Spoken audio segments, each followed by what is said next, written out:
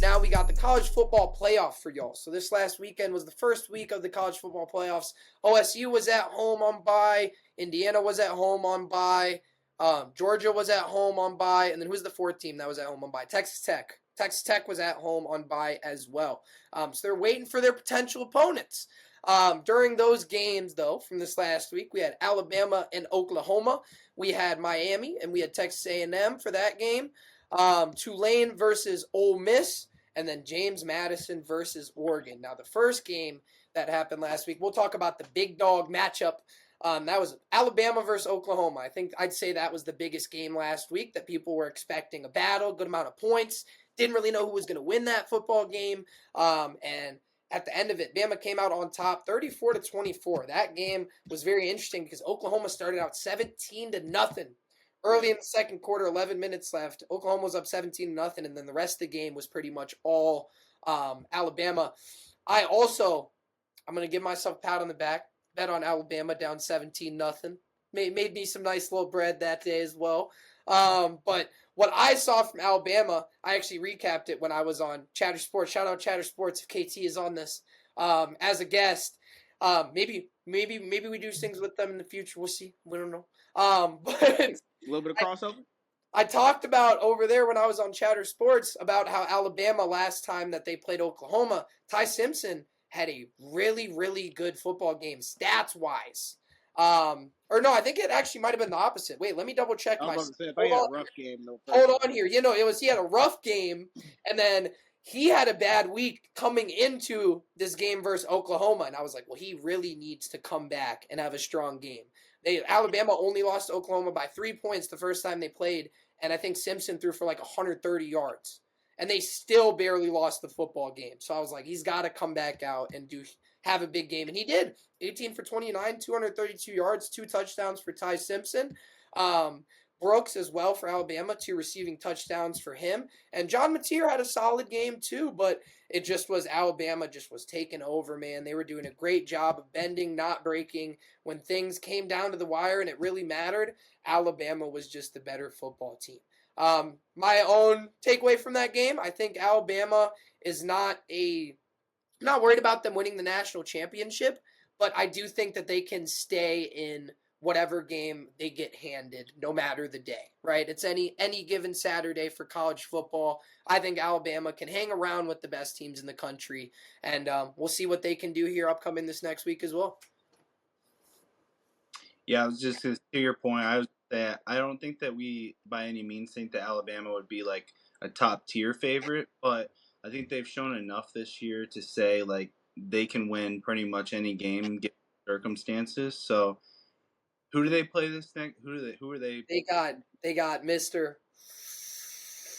Signetti. Mr. Sig in Indiana. Okay, dude, see like that'll be interesting. That'll be an interesting game right there. But yeah, we'll see whether or not Alabama can push any further. But Indiana, that's going to be their hardest matchup of the season. So we'll see. And that's with Bama coming out of the SEC, man. I mean, Bama, I'm pretty sure they did have to play Georgia earlier this year, if I'm not mistaken. They did. I was going to say, rankings-wise, Indiana's the toughest game they've had. But we'll see, man. Yeah. Georgia looked real good, too. Nah, rankings-wise, it is honestly, Indiana's really good. It just might be the toughest game they've had all season. But I always have confidence in every single SEC team that comes out of the SEC and makes the playoffs. I have confidence that they can stay in every game because every single game essentially has been a fight for them. Adversity is incredibly common in the SEC, even with like horrible teams like, I won't say horrible teams, but like Arkansas, different teams like, Auburn. They're not going to put up as much of a fight, but they're still going to give you a lot of shit. Hey, so, you know what's insane? Arkansas, I actually only know this because brother's girlfriend went to Arkansas and she'd be watching the games at her house. Arkansas had, I think, 7 losses this year by 3 or less points. Arkansas had so many games this year where they hung around, should have won the football game, but lost just in devastating fashion. So, but that speaks to your point that even the lower tier teams in the SEC are still incredibly good. And I mean, like to your point, they beat Oklahoma last week, which the first time they faced Oklahoma, they didn't do it nearly as good. They weren't as competitive, but I mean, they came back, they got their revenge, and they're looking for more. So honestly, I'd say that's that's probably will be the best game this weekend. Obviously, I don't think any other game is going to be. Hey, The fact that well, we'll get to those. We'll get to those in a second, man. But no, I just don't think they'll be as close. hey, we'll see. I got one in particular that I think is going to be real close, but we'll get to that after we go over the rest of these games from the week as well. Miami and Texas A&M, they had an absolute stinker, 10-3 final score. Miami Hurricanes, they won the football game with a minute 44 seconds left. Malachi Toney, ironically not related to Kadarius Toney, and despite their both of them having late game fumbling issues, and scoring end around touchdowns, not related. Miami came out on top of that one, scored the only touchdown, like I said, with 2 minutes left in the game. Miami 278 total yards, A&M 326. And guess how many of that 278 for Miami was on the ground? 172 of them went to their running back, Mark Fletcher Jr. So Miami could thank Mark Fletcher Jr. for them winning that football game. He was running all over the Texas A&M defense. And Miami can also thank Marcel Reed. Marcel Reed, not a bad quarterback. He's a very solid quarterback. Man, he was seeing ghosts out there from that Miami defense. He threw 2 picks against that defense, and it seemed like, again, anytime they needed a big first down, Marcel Reed was not making that play, man. Miami defense actually looked really, really good. A lot better than I expected, to be honest. I thought Miami, Texas A&M would be at least both teams score 3 touchdowns a pop, but no, you get 1 touchdown with 2 minutes left, take it or leave it. Now, in terms of the implications of this game moving forward, I didn't think either Miami or Texas A&M was going to get anywhere because they're playing Ohio State. But you can have to say it quietly. Ain't nobody gonna arrest you. But I will say Miami defense looked really good during that football game. And again, all these teams can compete on any given week. Yeah, I didn't really watch that game, but when I saw the score was 10-3, I was like, is it halftime? Is it the first quarter? Like, what's crazy that they only scored 13 total points. But yeah, like you said, I wasn't very convinced that either one of them would do too much in the playoffs anyway. And with the winner having to go and play Ohio State, it makes that look even less likely. So I guess we'll see what happens. But if they're gonna throw for 40 or 50 yards passing, it's gonna be scary times for them. So that's what it felt like. I mean, Carson Beck threw for 100 yards, but it might as well have been 40 or 50 yards. Jeez, man. How many attempts though? How many attempts? Oh, it was a good amount. He had 20 attempts. That's 5 yards an attempt in college football, bro. We're good. Not gonna lie. Like, I watched that game. Sadly, no, I did watch most of that game, and it pained me to watch most of that game. And then I went to my room to play Madden in the fourth quarter. All of a sudden, I hear touchdown, and I'm like, "Dang it, bro!" Like the one time I didn't watch the football game, it actually happened. But no, I mean, Texas A&M. Honestly, I thought they were going to do a lot better than that. I thought they were going to come in and honestly like demolish Miami because I knew Miami wasn't like that. I knew Carson Beck ain't like that. Carson Beck will have a week where he just throws 3 or 4 interceptions on the regular. Like it just happened so much for him. So I think that's what's going to happen that next week. Our defense is too great and our offense is too great not to put up a whole lot of points. Our defense is going to have like 2 or 3 interceptions, probably another fumble, forced fumble, or something like that. It's going to be barbecue chicken for us. It's going to be, whatever Shannon Sharp said. It's going to be everything. Yams, collard greens, and these are braised oxtails. Yeah. You got to do the, oh my goodness. What is it? Something Bucks in 5, whatever. Oh, it's where he hits the Lakers in 5 at the end. Yeah, but you got to do Bucks in 5 though. Yeah, you got Chris Paul, Cliff Paul, don't care. Lakers in 5. Yeah. Whatever he says, man. Next game as well, that was an absolute beatdown, was Ole Miss versus Tulane. Ole Miss 41, Tulane 10. Tulane just never stood a chance in that football game. I knew it from the first drive. Ole Miss scored their touchdown in the first minute of the game and then scored another touchdown 8 minutes after that. And I was like, yeah, this is not going to be pretty. And it wasn't at all. I don't really have much to say for Tulane. They didn't really play a lot of comp this year. People kind of expected them and James Madison to not do so great this last week, and nobody was giving them any props. James Madison, we'll get to that in a second. But they actually put up a decent game. But for the case of Tulane, I said Tulane. What am I talking about? I Yeah, think. doo-doo. Hey, they You know were what I think basically my doo-doo. brain was doing? I don't It know was why. basically doo-doo. Bro, I was thinking about Duloc from Shrek at the same time when I was trying to say Tulane. Where is your head at, Gabe? I don't know, man. I don't know. For the case of Ole Miss, though, Ole Miss, just as I said, Tulane, I'm not going to say much about them. I'm not going to say Ole Miss gets boosted from putting a beat down on Tulane, but their offense was firing on all cylinders. They looked really great. It's more than what I expected from them. I think it's more than what Las Vegas expected as well. I think the spread was for them to win by, I think, 3 touchdowns, and they almost won by 5. So they still overplayed what they were supposed to. They played a great football game. Yeah, I think you were thinking Doo-Lane because it's Doo-Doo Lane. It's doo-doo, not the doo-doo lane. No, I think it's cool in a sense that the committee tries to incorporate the lower end teams like Tulane and James Madison, but then at the same time, it's like they're also taking a spot away from a team like Notre Dame, who probably wouldn't lose by 5 touchdowns. So it's like it's a give and take thing there because it's like you feel like those guys should still have a chance because they have an undefeated season or they have 1 loss or whatever, but I think it just stands true that when you're making the top 12 teams, I feel like they should leave teams like that out. But yeah, that was domination, and also I feel like Ole Miss is playing a lot harder right now because they feel like they have something to prove. With a lot of people, accrediting their success, and I mean very much so. Lane Kiffin is a great coach. But when you hear, "Oh, Ole Miss can do whatever," just because they don't have Lane Kiffin anymore, I feel like that fires up the play. And they looked pretty hungry against Tulane, so Pretty hungry. Throw did. up the Shannon clip again. I'm just kidding. Yeah, no. I said this last episode.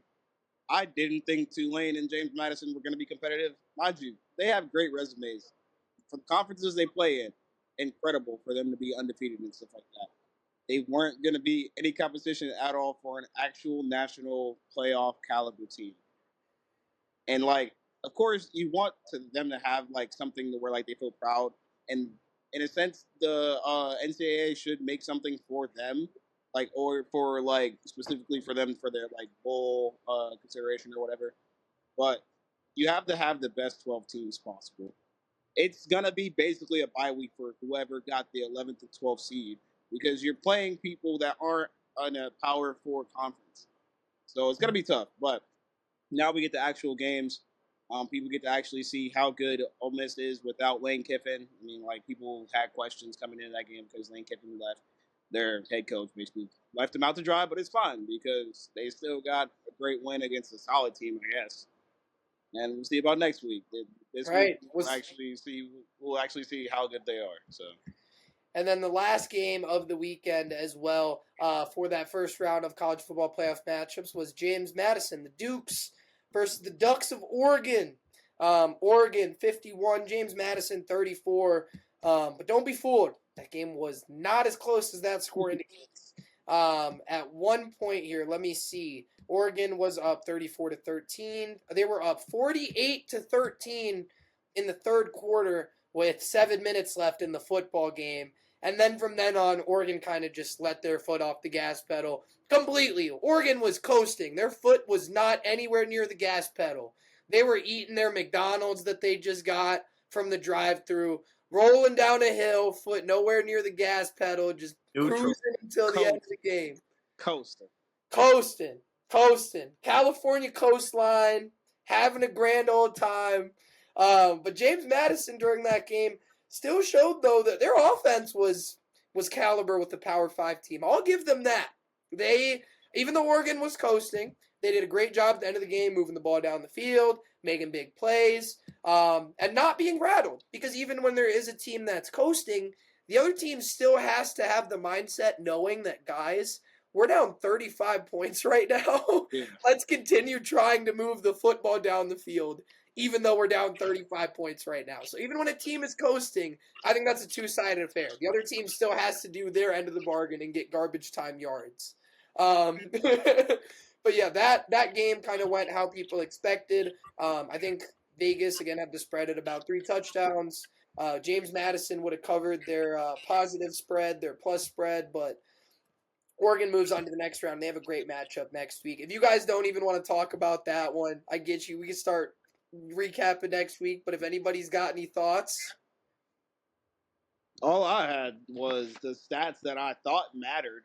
I mean, like before you said it, Oregon. I seen the stats. Oregon gave up over 500 yards to James Madison, which 500 yards is absolutely insane in a college football game. They had no turnovers, meaning like James Madison in the 3 quarters that they couldn't move the ball. They also didn't turn the ball over. So, and then they only had 2 sacks. So, not saying they couldn't pressure the quarterback, but they couldn't get him on the ground. So it seemed like Oregon's defense was, a little bit of a weakness, but didn't know the points, didn't watch the game because I knew it was going to be a blowout anyway. So yeah. Dom, you got anything for the people? Only thing so Oregon's about to play Georgia. Oregon's about to play Texas Tech. I think that's going to be probably the closest game in this next round because That's what I was going to say. Oregon's legit, dude. I think that I would probably pick them to beat Texas Tech. So I guess we'll just see how that rolls down. But that's going to be a good game. So for the games after those games that just happened on December 20th, that was Saturday, we got Miami plays Ohio State for the Cotton Bowl Classic. We got Oregon plays Texas Tech for the Orange Bowl. We have Alabama playing Indiana for the Rose Bowl, and then for the Sugar Bowl, we have Ole Miss playing Georgia. So those are the matchups for this next round here of the college football playoffs. First, we will talk about Ohio State and my beloved Buckeyes versus the Hurricanes of Miami. That is the 10 seed versus the 2 seed. I'm honestly going to keep this short and sweet. I think we're beating the dog piss out of Miami. Do I think that's biased? No, I don't think it's biased at all. Ohio State has been one of the top dogs all year long. The loss from Indiana, that sucks. I don't like that. Does that change my opinion on if you asked me before the game, do I think if we played Miami, we'd beat the dog piss out of them? My answer still would have been yes then, and it still is now. I think Ohio State just has too many dynamic playmakers all over the field, and I think Miami's defense is going to have a really tough time holding 3 points to Ohio State like they just did for Texas A&M. Yeah, pretty much exactly what you just said, man. I don't think it's going to be a very close game at all. I don't think there's many teams in the country that can really hang with Ohio State other than what Indiana just showed us. So it's going to be a bloodbath. OSU by 50. Buckeyes by 1 billion, baby. By 1 billion. By 1 billion. It's going to be pretty. It's going to look like that. Matt Patricia's going to have a field day, I'm telling you. I already said it earlier. Carson Beck, 3 interceptions. We might have another forced fumble. We're going to have a lot of Jeremiah Smith and Julian Sain connection. Might have a Cardinal Tate 75-yard deep ball touchdown somewhere sprinkled in there. We going to get ours, though. Yeah, I know. Did you guys see, too, the clip or the tweet Jeremiah Smith put out after he wasn't named the Blintnikoff and after they just lost to Indiana? And he put up a tweet on Twitter talking about, they gon' feel me, dog. He was like, they gon' feel me, man. So, Jeremiah Smith about to go bonkers. And he's from Florida. Like, this is, he's going to be at home, feeling the routes. You know what I mean? He's playing his friends from back home. He's going to be vibing. I'm making a prediction right now, and I'm being dead serious. 150 yards, 2 touchdowns for Jeremiah Smith this weekend. All right. Say it with your Next chest, weekend. Gabe. Go Sorry, ahead, next Yeah. weekend. I say I'm not gonna. I mean, I wouldn't put that past him. I mean, he could definitely. He's got it. He's just gotta get the ball thrown his way, and he'll eat up. He's just got to get the ball thrown his No, way. to be fair though, I mean, like I do bang on the table for him to get his targets. Teams really do double bracket him the entire game and just make everybody else beat OSU. So it's like it's hard to get the ball to him, but get the ball to him anyway. You know. I agree, Jerry. How hard can it be to get the ball to a wide receiver who runs a middle 4.3, 6'4", already built like a Julio Jones? It really can't be that hard. It can't be that hard. I feel like we could do it if you just told us to throw him a couple drag routes. He down there all somewhere. right. He down there He somewhere. down there somewhere, man. Couple drag routes is really all it takes. Just a couple drags. It's like, all right, Dog Jerry's said, gonna let house him one get of the them. helmet, let him get the stripe, put him on the field with a Buckeye logo, and we good. And then for some of these other games upcoming this weekend, I personally think this game is going to be the best game of the weekend. Oregon versus Texas Tech. That is the 5 versus the 4. I don't think that that's going to be the best game of the weekend because they're closest in ranking. Obviously, that's an indicator, but I really do think these teams are just incredibly evenly matched. I think Oregon and Texas Tech are two incredibly well-balanced football teams. Texas Tech did not look great versus BYU. But the one thing that they did extremely well was, man, that defense is really, really, really good. And that is something that in a matchup with Oregon, obviously incredibly important. Dante Moore, Oregon goes as far as Dante Moore goes. Yeah. If Dante Moore gets locked up, Oregon's going to lose the football game. If Dante Moore looks comfortable out there, can sling the ball, finds a way to beat that Texas Tech Raider defense, then I think Oregon's winning that football game. And I think that just one detail right there is why I think this is going to be a great football game. Because on the Texas Tech side of things, you got Jacob Rodriguez. You know, people were calling him the People's Heisman. He's out there wreaking havoc from the middle linebacker position, and the Texas Tech defense as a whole is just really damn good, like I said. So I personally don't even know who I think is winning this football game. I'd be interested to hear your guys' takes. I think I'm going to go. I have weird vibes on this one. I'm going to go Texas Tech by a little bit, by like a field goal. Yeah, I think that Oregon's going to win this game, but I think, like you said, I think this is that perfect matchup of offense versus defense, and who's going to show up and play the better game today. So I think that it's going to be, like you said, it's going to be a great game. It's mostly going to come down to exactly what you said. If the defense shows up for Texas Tech is probably going to win. And if Oregon's offense shows up, Oregon's probably going to win. Now, if they both show up, we're probably going to have a war, which I Then expect. we're having a war. A war. Honestly, I see this coming down to a 3 to 7 point game somewhere in there. But yeah, Sure. I would lean Oregon in this one. Jeremiah, who you got? I'm gonna lean Texas Tech, or not Texas. Yeah, Texas Tech. And honestly, I don't think it's gonna be as close as you guys think. I feel like Texas Tech is gonna give Dante Moore a lot of problems, to be honest with you. So like, I don't think it's gonna be a blowout. Don't get me wrong. I feel like the 7 to 10 range is gonna be more of like what I'm feeling, just because Texas Tech, their defense be flying around. Their front seven, they might have the best The front seven is really good. And I'm not being like, I'm just being truthful. I'm not being, non-Buckeye here. They might have the best front seven in the whole country. So, Hey, Texas Tech, we'll see what they got here. I'm actually really excited to see how their game pans out. It's going to be a great game. I'm going to be tuned in for that game for sure. For the Rose Bowl, that's where we got Alabama versus Indiana. Now, this is a matchup where, holy crap, how is this even a real football game, man? Who would have thought a couple years ago, post Nick Saban, Alabama, would be playing the Indiana Hoosiers in a college football playoff game? That just sounds so weird, those words even coming out of my mouth right now. My takeaway for this game is I think Indiana is just so, I'm not trying to take away from the players. They have incredible players. Mendoza is incredible. Elijah Surratt is incredible. That defense has many playmakers on it. But they are so well coached. And I think I don't have the most confidence in Kalen DeBoer. I really don't. I don't think he's an amazing coach. I think that a lot of times his game plan is incredibly different. And sometimes it looks like that Bama team doesn't know what they're doing out there when they're not clicking. And even for the case of Indiana, even when Indiana's playing their bad games and they don't look amazing, they can still win. Like they're not, even on their worst days, they're still a good football team because they know how to play mistake free, they know how to play good defense, and they know how to get a good game plan for whatever their opponent is throwing at them. And they know how to make halftime adjustments as well if it comes down to that. So, my own personal takeaway, I honestly think Indiana might beat Bama. We were talking 3 to 7 range, Jerry, for last game we were talking about, and Jerry said 7 to 10. I think Indiana is winning this game in like the 10 to 14 range. I think somewhere around the 10 point to 2 touchdown mark. Yeah, I like we said, Alabama, depending on the week and depending what team shows up, they can compete, at least stay in a game with any team, I think, in the country.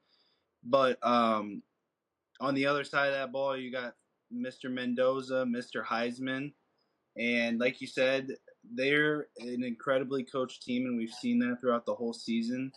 The fact that they probably did they even win 9 games last year? Maybe Indiana was still great I have last no year, idea. Dom. were Let's they? not forget they came into rolling into Ohio State. That was the 1-2 game last year too, before they lost to Okay. us, wasn't it? I actually didn't know that. I didn't know that. Jerry, am I tweaking on this? Last time Indiana rolled into Ohio State last year, I think it was still, whether they were 2 or not, I think it was I still. don't have the best memory, but I'm gonna say I don't remember that for real. Let me see. Let me check myself. Okay, sorry. At the time, it was when Ohio State had a loss at the time, so we were 6. Indiana was 8. This year was obviously. Oh, okay. All right. But last year was still 6 versus 8. Yeah. Don't remember Indiana being that good last year, so that's Yeah, because we beat the dog shit out of them. It was 38-15. That was not even. That was the game. If you guys remember, do you remember when Caleb Downs got that punt return touchdown last year? Yeah. That was that Indiana game. Okay. We had Curtis Rourke out there seeing nothing, bro. Curtis Rourke was doing nothing. well, my mouth. Then I guess Indiana's been cold for a couple Yeah. years. But Yeah, Sig's leading them, man. I was gonna say Sig coming in kind of I think tied the ball on everything, and you're kind of seeing that in fruition this year. So I would agree with you, Gabe. I think that Indiana's probably going to win in that 10 to 14 range. It seems like. So I got the To me, Hoosiers. I feel like it's gonna be a lot closer than that, and only because like I feel like Indiana, they have to play us again if they win, and they've already beaten us. I feel like they're on a high because they've beaten us before. They are going to know that they're going to play us again if they beat Alabama. So I'll tell you what, Sig is not going to let them boys not be humble. Sig is not going to let his team be a bunch of jackasses who think that they just won the natty. I also think Kalen DeBoer, I'm with you. Kalen DeBoer probably isn't a top tier coach. I don't think Kalen DeBoer is going to walk in and just going to let Indiana do whatever they want to do. Like I feel like it's going to be a lot closer of a game. So like if Ty Simpson can play a solid football game and not turn the ball over and see ghosts. Like if he see ghosts, then my take is out of the water. But like if Ty Simpson can be there, be a good SEC quarterback, I think it'd be a lot closer game than this. All right, I'm excited to see what Indiana has to follow up. Like we said, this is the first time that they've had a playoff run, and I'm interested to really see where it goes. This is a huge time for Sig and Indiana, and I will give them so much respect. I think I preached to it last time, but they don't have a single 5-star on that Indiana roster. And they're sitting at number 1 in the country. I have so much respect no matter what team you are if you're doing that. I'd even give respect to Michigan if they were a team that had no 5-stars and they were number 1 in the country. No, you wouldn't. I swear to God I would. I'd smack you, Gabe, if we were in the same room and you tried to praise Michigan. I'd give them the respect if that was something that they did. For the Sugar Bowl, yeah, even Jerry's like, man, fuck them. He's like, man, fuck them. The word Michigan and respect don't go in the same sentence. We know Unless this. you have a knot in God there. damn. Yeah. For the last or a diss in there somewhere. Michigan got you fired up, Jerry. All right, bro. For the last game, bro's out here trying to give Michigan respect. Jesus. New Year's Day, 8 o'clock. This will be the nightcap game. We got Ole Miss Rebels versus the Georgia Bulldogs. That is another game that I think personally is going to be incredibly close. Actually, I think it could range anywhere of incredibly close to blowout on the Georgia side. I can't see an Ole Miss blowout, but I can see an Ole Miss losing by a couple points. I can see Ole Miss winning by a couple points. And I can also, I feel like, see Georgia blowing them out. We'll see what the outcome is of that. But regardless, like I said, Ole Miss, I think, is an incredible football team. They played a great game versus Tulane. They have tons of weapons on the offensive side of the ball, and their defense flies around as well. When you're talking about any of these teams inside the top six, they all have elite offenses, elite defense. Every single one of these teams. But Georgia is kind of the epitome of that. Georgia, honestly, could be the most well-balanced team in the country in some people's eyes, right? Obviously, everybody knows Ohio State and Indiana. They look at it that way. But Georgia still could also be the best team in the country. It's really yet to be seen, I think, at this point after the last couple weeks of games. So I'm going to take in this game, I'm going to say I think the likely outcome, I think I'll take Georgia by about a touchdown. I think that's what I'm feeling. I think Gunnar Stockton has been incredibly good for the Bulldogs these last few weeks. I think Kirby Smart has had that defense looking absolutely phenomenal. And I really, as an OSU fan, am only worried about Indiana and Georgia. Those are the three teams, Ohio State, Indiana, Georgia, that I think have a true chance at winning this national championship. And I'm really interested to see what what Georgia does versus Ole Miss, excuse me. Yeah, I agree with what you're saying there. I think that it will be, if it's going to be a blowout, it'll be a Georgia blowout. But I do see a scenario where Ole Miss could squeak it out. Like you said, they're playing. I think they're extra fired up to the whole coach situation. I mean, why wouldn't that get you fired up? The whole media is talking about how you need this, Lane Kiffin to be successful. This is why you've been successful. So we'll see whether or not they can hang around with Georgia. But if they do, they have a real shot at winning the football game. So I'm with you though. I think Georgia's gonna win by probably 3 points, 10 points, 7 points, somewhere in there. Right, something like that. Nothing too crazy. Good football game. Yeah, it'll be a good game. I think it'll be a good game. I don't think this one will be particularly close either, at least by the end of it. I feel like Georgia's going to squeak out like a 10 to 14, maybe 17-point advantage by the end of the fourth quarter, only because, like you said, they're a perfectly balanced team. I feel like Gunnar Stockton has had one of the most underrated seasons this season. He's been wheeling and dealing over there in Georgia, and I do think his guns is stocked and loaded. So, I'm so fake, for real. But no, I do think the defense is outstanding. I don't think Ole Miss offense can stand up to that defense. I mean, this is an SEC rivalry game. I mean, this is going to be great.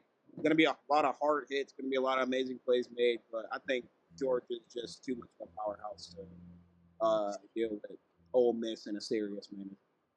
And then after this upcoming weekend as well, so we're filming, like we said, as we're filming this Friday, December 26th, those games will be on Thursday on New Year's Day. So about a week from today, we will know the last, what will that be then? 4 teams who are left in the college football playoff. Hoping and praying Ohio State is one of them. I don't think we're gonna need the prayers. If they aren't, it's gonna be a very depressing show. It's gonna, and I'll let. Oh man! Now, if OSU loses, we're gonna have a horrible time doing this show. We're gonna have a horrible. Or 2 weeks from now.